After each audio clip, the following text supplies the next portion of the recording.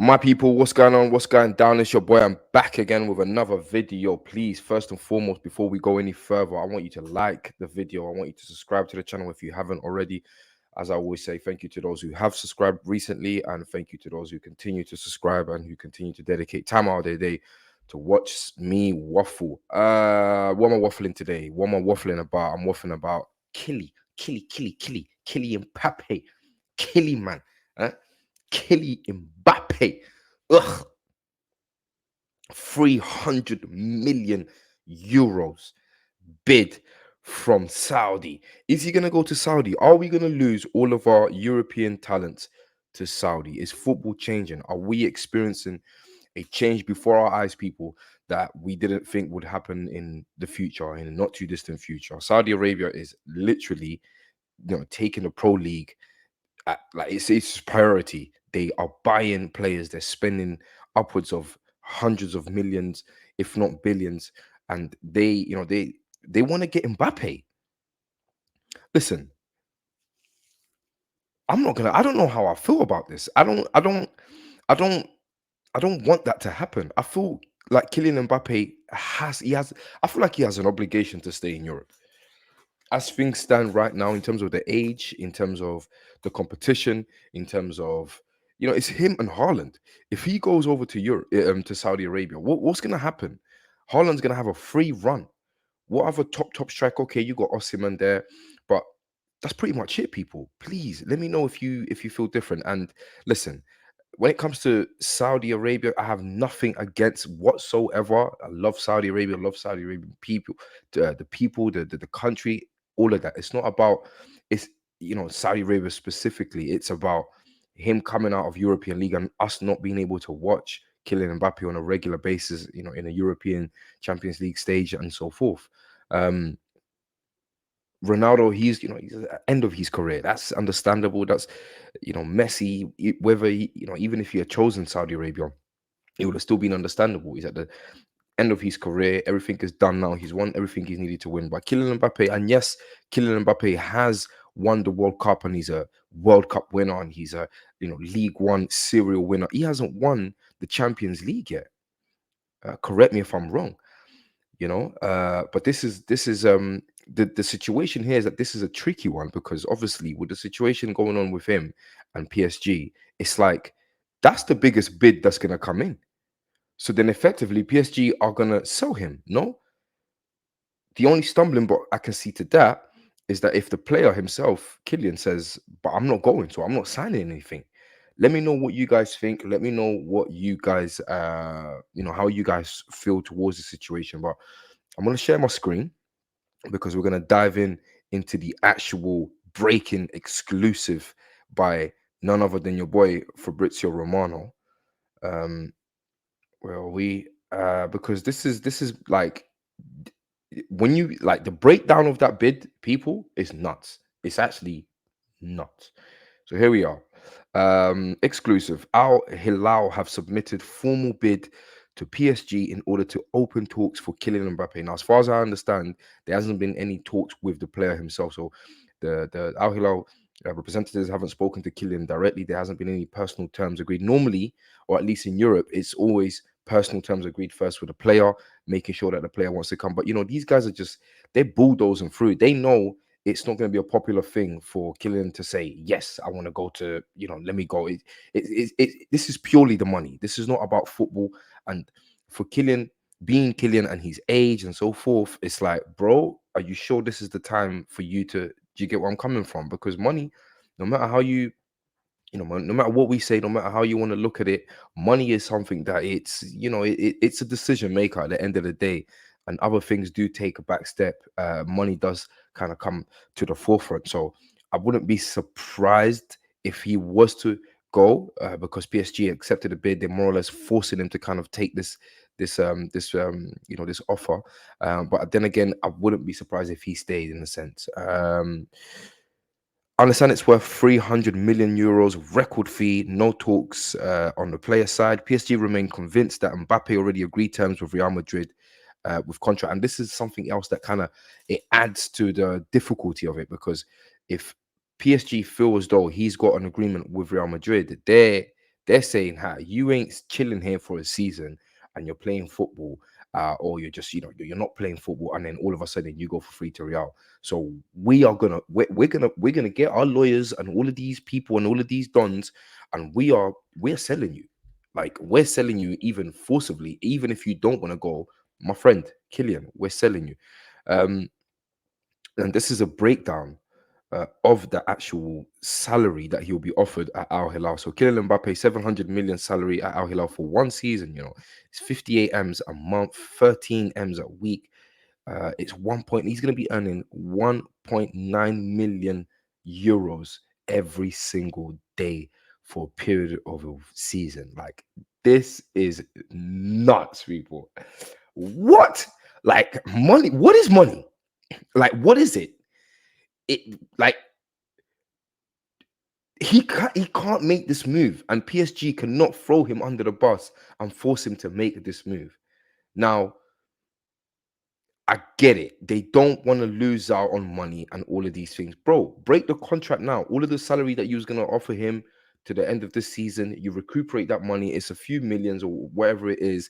Like, there's got to be a way where you guys kind of get what you want as a club, PSG, and Mbappe doesn't go to Saudi Arabia yet. I don't want him to leave Europe yet. It's too early for uh, supreme talent like Kylian Mbappe to leave. He hasn't even won the Champions League with the team that he's been fighting the last 5 seasons to win it with. We Real Madrid, what's going on? No bid from them. Does that does that add legs to the story about them already having an agreement with him in secret? I think it kind of does, because when you check it and when you deep it, why is Real Madrid being so quiet and so relaxed about the situation? I know that that's their movements and that's their mo. Um, we can't even allow Kylian Mbappe to go to Real Madrid before he ends up going to Real Madrid. I think he needs to take one more 2-year, 3-year stint at another club, hopefully a Premier League club, hopefully a club that we can see everything we want to see from whatever club that he moves into. That fan base sees everything, him lift up trophies and whatnot, and then that's it. Because we know that you can go to Real Madrid, because we know that once he goes to Real Madrid, that man is going to retire in Real Madrid. It's it, that's it. It's over. It's done. He'll stay there till when he's 32, 35, however long he can play for. So I say that to say this: Premier League clubs, and now I'm going to talk about some of the loose links with Premier League clubs: Manchester United, Chelsea. Look, I'll be honest and I'll be real. I say that to say this, people: if teams and clubs like Man United and Chelsea are being linked to Kylian Mbappe, because that's what I call him, Kylian Mbappe, yeah, because he's a killer, Kylian Mbappe. If they are being linked to him, we as Arsenal Football Club should be linked to him automatically as well. Financially, we've been out muscling these clubs this transfer window. I understand that they potentially, on the long run, they have more financial power, more commercial power than us. Man United more specifically, as opposed to Chelsea, but then Chelsea have the cash. But what I'm trying to say is, like, why are we not being linked to him as well? Why can't we? Effectively, you're looking at about 250 million pound package in terms of pounds. 300, if Al Hilal are billing 300 million euros, that equates to about 259 million pounds. Listen, present a package to him, tell him all of the things we know that we're scoring points on. Killian, listen, Thierry Henry, you are Thierry's son. What are you doing? You need to come to Arsenal. Look at the career that Henry had, even when he left Arsenal. He went to Barcelona and played with some of the greatest players that ever graced the game. And he still won the Champions League. He still won the La Liga and all of these things. It's not the be all and end all. It's not the end of your career if you move to a Premier League club now, and stay there for 2, 3 years, maybe even 4 years. How old is Kylian Mbappe? 24, he'll be 28. You understand? He can go to Real Madrid at 26, 27, 28 and still mash his thing, still do his thing. There's not much else for him to really achieve in football per se, other than the Champions League, Club World Cup, and all of these things. Because the World Cup, he's reached the pinnacle. He's won the World Cup. He's won leagues. He's gonna want to win leagues everywhere. For the country that he's playing for the national sort of league aspect of things. But you're really and truly looking at him going to Real Madrid to win some more Champions Leagues. It's not that deep, bro. It really isn't that deep. Kylian Mbappe, this is not Galactico season. This is not, a Galactico era or anything like that. Yes, it does look like he is Florentino Perez, I'm speaking about, that does look like he is building a squad of special talent, unique talent in the forms of Bellingham and Camavinga and so forth. And Mbappe will be the icing on the cake. He'll be the final finishing piece of the puzzle there. But he could still come and give 2 or 3 years to a Premier League side and still do the business. And Arsenal, we need just to present our package to PSG, present our package to him.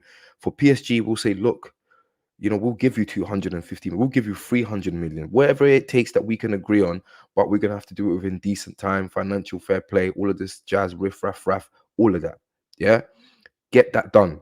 Even if we have to, you know, if you end up buying a player like Kylian Mbappe, you won't have to spend for another few summers on a striker. You probably won't have to spend on a striker for another, spend for a striker in a transfer window for 4 seasons, because he is the striker. You don't need to worry about that position for 4 transfer windows. So that's the equivalent of 300, 200, 350, whatever, 250. That's the equivalent there. But we're just paying it now over a period of time for a special generational talent. So we can do it, and it's right. I don't believe in the concept of what I'm hearing swap deals with Martinelli. I don't think we should be getting rid of any attacker to accommodate Mbappe. Um, it will obviously stifle, people like Saka or whoever, wherever Mbappe would play, or stifle the players that's already there in their progression and their overall, evolution in the team. But still, it will still be a case of Martinelli and Mbappe. Martinelli is the future because obviously clearly he's younger. Um, if I haven't asked already, please drop a like on the video. Please subscribe to the channel. Tell a friend to tell a friend, people. And let me know your thoughts and your feelings. Let me know what you guys think about this. Let me know if you guys will be happy to see Killy leaving Europe. I think it's too early. I think I think it'll be an injustice to the institutions that are running, European football, UEFA, Premier League, La Liga, and all of these things. We need to keep hold of Mbappe. You've got Ronaldo. You've got these other, like you've got Benzema. Like you're getting ballers now. Like, do you get where I'm coming from? But you can't be coming for our young ballers. Not yet, anyway. Not yet. Not the young ones. Not the 25th and down ones. Um, Listen, I would love for Fabrizio Romano or Ornstein to come out with a statement, with a tweet saying that Arsenal are also, seeing how, making inquiries, seeing how we could potentially put a package together for Kylian Mbappe. Because if it's not Kylian Mbappe, then it's got to be Osimhen. If it's not Osimhen, then it's got to be Vlahovic. If it's not Vlahovic, then it's got to be Harry Kane. Those are the four strikers that are looking like they're available, and we need to go for one of them now. When do we get a window where you're going to have such availability for elite strikers? Like we've seen Benzema go. We're going to see Kane go. Kane, the Tottenham owners talking about, listen, sell him blood, yo, sell him. There is no way we're holding on to him for one more year, and then we're going to let him go on a free. Do you know? Do you get where I'm coming from? Bayern Munich is bidding 70 million, bro. Arsenal. You want to Mbappe is too much of a myth. Go for Harry Kane. Why are we not bidding 90 M's for Harry Kane? Give him a 3-year contract, yeah, and watch him win us the Premier League like this, and potentially even a Champions League. And yes, he does bottle it in big, huge international moments, real pressurizing moments, but he'll do it because he's an elite, world-class striker and an English one at that. Why not? Why are we not bidding 175, creating a packet? We need a strike. Listen, oh man. Drop a like on the video, subscribe to the channel, tell a friend to tell a friend. Eddie Nketiah is just not good enough. Arsenal fans, please hear me when I tell you these things, bro. He's just not good enough. Those chances that he had in the games v Man United tells you he's not the guy.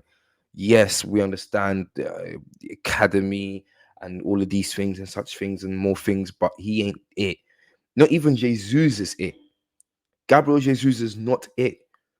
We need a Haaland equivalent. How can we have any hope, any aspiration, any dreams, any calculation of going up against City and overturning them and going past them and going above them when we don't have the same distribute the goals throughout the rest of the players? It's not going to happen season in, season out. Everything we've done last season, and This game against Man United was testament to it. Everything that we achieved last season, how we played, everything we've done, we can all collectively, players, club, fans, we can forget about it. Not forget about it, but we can all put it in the past. It's the past. There's no entitlement, there's no complacency. Oh yeah, we're just gonna potentially get second or first again. So we just, we go through the motions, because that's what it was looking like for me in that preseason game.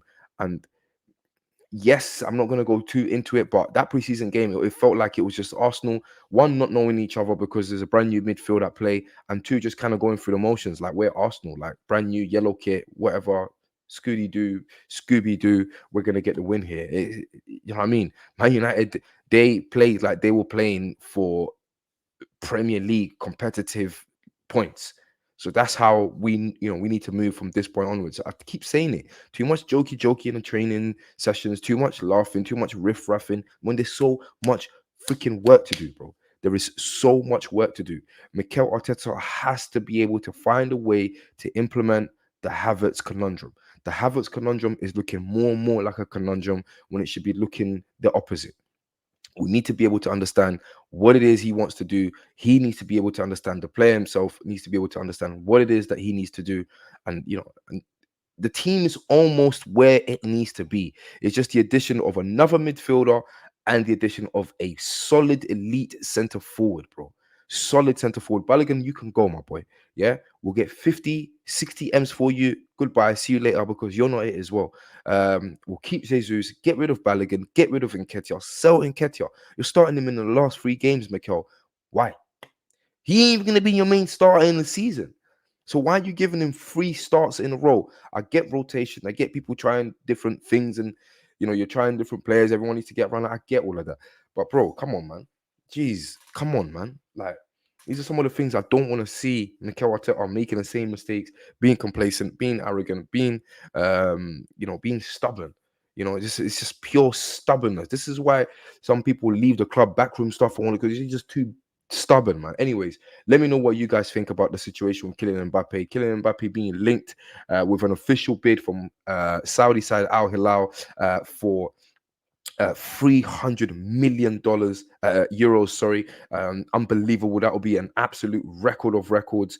Is it going to happen? Can it happen? Will the European powers, will the European authorities let such a thing happen? Let me know your thoughts. Let me know your feelings, people, and I'll see you lot in the next one. I'll see you lot on the preview for the Barcelona game, Arsenal v Barcelona. I think that's on Wednesday. We'll tune into that, of course. I might actually do a live watch along for that one. So listen out, look out, people. Peace and love all the way.